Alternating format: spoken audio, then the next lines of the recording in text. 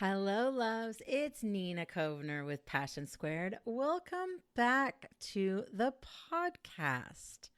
So, this week's episode was inspired by several posts I saw last week asking why brands and influencers were not speaking out about the Supreme Court rulings in the US. So, before you press stop, this is not a political podcast. We are not talking politics. This is about brand story and brand strategy. It's about context and generational differences. It's about why some folks speak out while others may not. So thank you for listening with an open heart and brain. So let's talk about context before we dive in. As you listen and absorb this conversation, please remember that nothing's black and white, and it's so easy to get into that extreme black and white thinking. We're not talking about the extreme examples. We're simply creating a space for you to think about your own brand, your brand story, your brand values, and how you want to show up in the world as a brand. And always remember to bring those healthy boundaries with you into every conversation online and off. So let's dive into kind of a little brand 101. There's two types of brands. There's a personal brand and there's a business brand. So if Nina L. Kovner was a brand, that would be my personal brand. However, I show up as the awesomeness, empower, and context creator at Passion Squared, which is a business brand. Nina would be a personal brand. Passion Squared is a business brand. And the foundation of brand story, and really the foundation of everything that you build in your business, whether it's culture, agreements, pricing, marketing, how you hire, how you fire, the business model that you develop, it all starts with these things. Brand purpose, what problem are you solving? Brand promise, how are you solving that problem? Brand people, who are you solving those problems for? And brand product service, what solutions do you create to offer your audience to solve their problems? So with that, when we think about brand storytelling, we have to take all of those things into consideration: our values, our vision, and our story, what we stand for, what we don't stand for, what we believe in, what we don't believe in.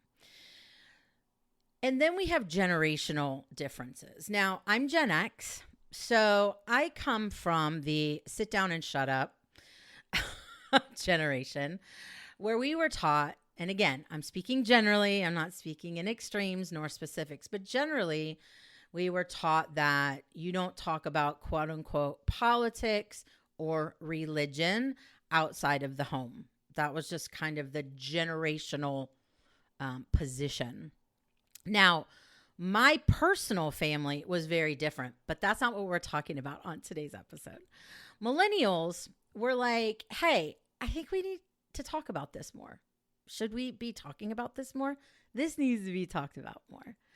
And then Gen Z shows up and says, you know what? This fucking matters and we're going to talk about it. So you can already see just in 3 generations, there's the sit down, shut up, don't talk about it. There's the, hey, this is important. I think maybe we need to start talking about this, and the this matters and we're going to fucking talk about it. Now,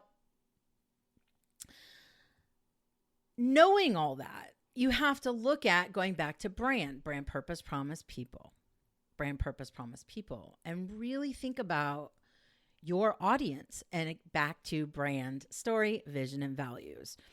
Because what we see is we see some folks consciously choose not to engage publicly in anything they may deem controversial. Now, again, generally speaking, and context and nuance is so important because some things I could view not controversial at all, and you could view as highly controversial.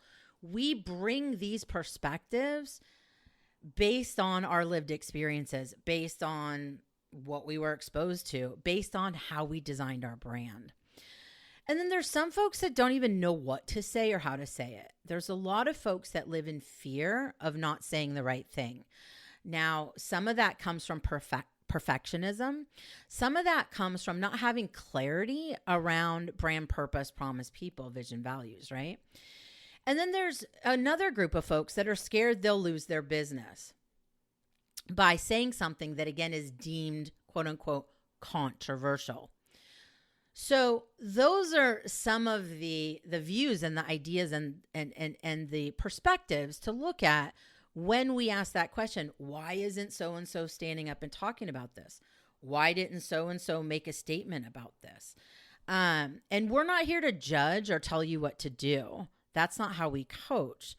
We provide you with information and context, which in turn empowers you to make decisions that are aligned with your brand, your vision, and your values. So with all that, there's also, of course, we all know the social and digital revolution. And with that came this idea of real-time marketing. Real-time marketing meaning if something's happening now, you need to address it now. You need to take advantage of a trend now. We could look at TikTok trending audios and say, jump on this trend now. You can't get back from vacation. The trend will be over. That's what we talk about as real time. So there definitely is an expectation from some audiences that brands need to pay attention and brands need to address situations that their audience deems important. Now, again, that goes back to brand purpose, promise, people. If there is zero social justice, zero social values, zero any of that stuff in your brand, then likely there's no expectation that you would ever even talk about that stuff. However, if there are those values built into your brand story, the expectation shifts. So again, these are things to consider as you're sitting there thinking, why isn't so-and-so saying something? Why isn't this brand saying something? Why is this brand choosing to say something? So in thinking about recording this episode, I looked at, in my experience, what I see as activist brands versus socially aware brand values driven brands. Not necessarily activist, but could be perceived as active, alert, and aware of what's going on in the world and what's important to their audience. So there's 3 activist brands that just popped off the top of my head: Ben & Jerry's, Patagonia, and Nike. They have stood up. They have taken risks. They have stood strong, and it's paid off for them. And I know that, well, I don't know, but I can guess that in business schools today, those brands are being studied and talked about, because this is a question that we weren't asking ourselves 30 years ago. It was 40 years ago. It was a different time in terms of brands, right? Expectations of brands. And then there's more of the socially aware, brand values driven, however, not necessarily seen as activist brand examples, which would be Apple, Starbucks, and TikTok. 3 great examples of, yes, we stand for things, but no, we're not using it as our whole platform. We're not necessarily flooding our social channels or digital channels with this messaging. We haven't necessarily partnered with social justice causes like a Ben & Jerry's or a Nike. So, the question is, where does your brand fit? And I can't answer that question for you. That's a question that you have to answer. And the foundation of that is having clarity around your brand story, back to brand purpose, promise, and people. The more clarity you have around that, and our clients, ask any of our clients, we talk about this almost every day. It's how you make decisions. It's how you do everything, right? So a few questions you can ask yourself is, what's important to our clients, to my clients, the current and the future? What's important to my teammates or tenants, or your teammates and tenants, or your employees and tenants, current and future?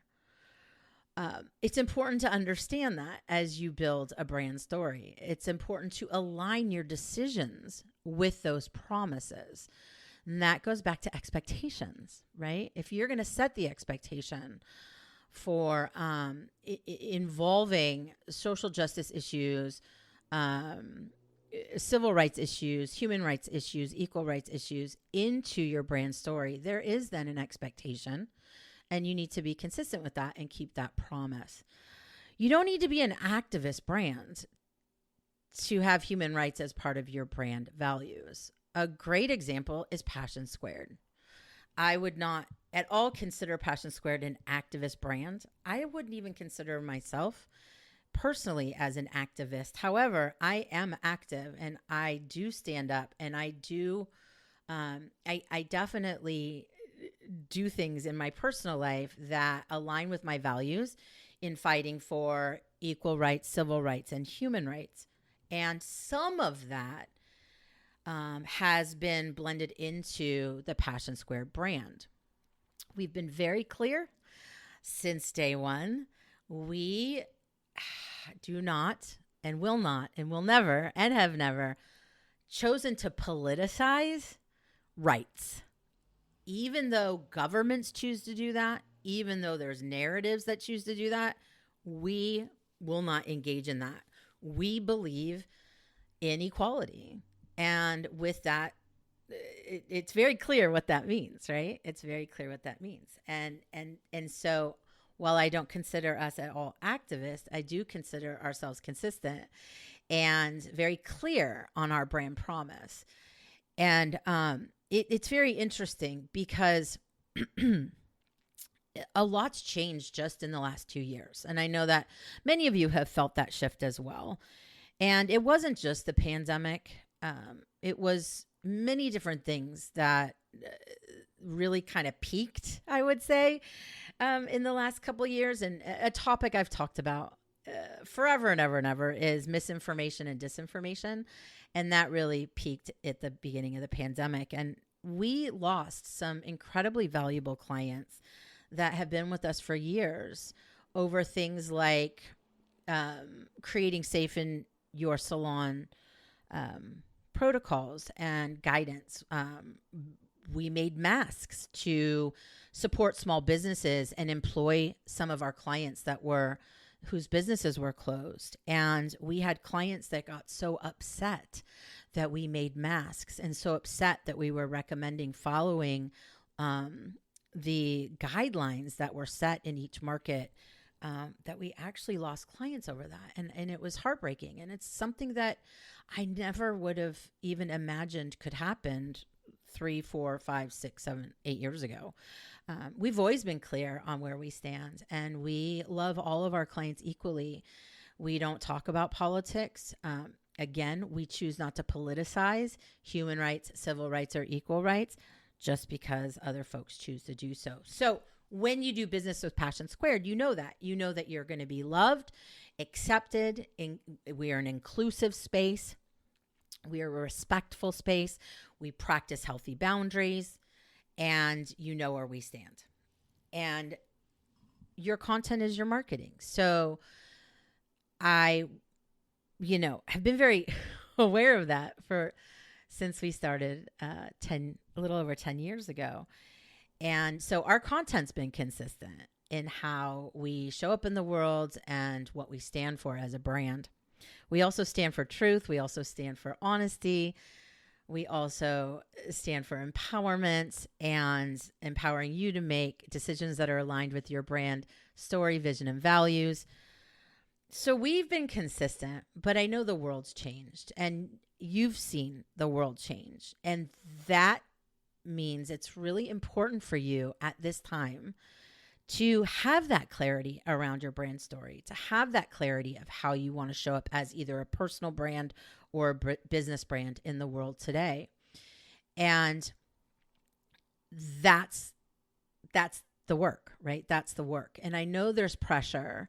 I know there's outside pressure that folks are saying, you need to talk about this, or you need to stand up for this. And what I'm going to offer to anyone that's listening is that I would invite you to consider a little bit of empathy and a little bit of grace and a little bit of remembering that you do not know what people are doing behind the scenes. And just because folks have chosen not to show up online and take a stand or make a statement around anything happening in the world doesn't mean that they are not actively doing what they can and contributing in the ways that they can. One really simple example is I've always tried to show up for March.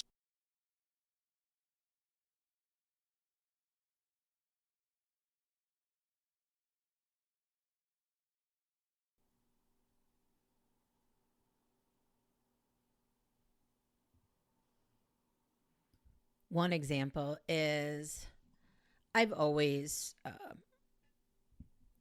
chosen to show up for marches and protests and things that are aligned personally with my values. And I had a really bad knee injury that's been going on, 8 months. And I have been unable to walk naturally, normal for me, and been in a severe amount of pain. And I have missed out on so many opportunities to show up, to march. And it really, really breaks my heart. And I was talking to a friend the other day, and I was telling them how I just felt so just not useless, but frustrated that I could not participate in some of the things that were important to me personally. And they said, that is true. And also, you are able to show up online. You're able to amplify causes that are important to you and contribute in a way that matters. And I'm so grateful they shared that with me as a reminder that everyone shows up differently based on where they're at, what's going on in their world. And for us to just remember compassion, empathy, grace. We never know what's happening in people's lives. And so we always want to be mindful of that before we jump into judgment. With that said, if your brand has made part of your brand story about any type of equal rights, civil rights, or human rights, and you remain silent on important things that happen within the communities that you serve, that is problematic, right? So it again goes back to brand story and really understanding your current clients and your future clients, your current employees, team members, and your future employees and team members, and or your current tenants and your future tenants. The world's changed dramatically. And as always, generations are different, right? They're different.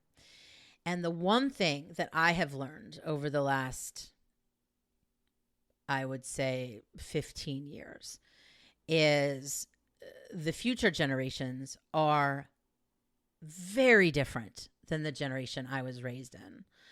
And they have different expectations and different desires in what they choose as a leader, who they choose as a brand to align with. And those are the things that are important for you to understand so you can be empowered to make the best decisions for you that are aligned with your brand story, vision, and values. Thank you so much for listening. If you want to continue the conversation, you can always reach out to us on the socials at Passion Squared. You can visit our website, passionsquared.net. You can always email us at awesome@passionsquared.net. Have a peaceful day. Thank you so much for listening. Bye.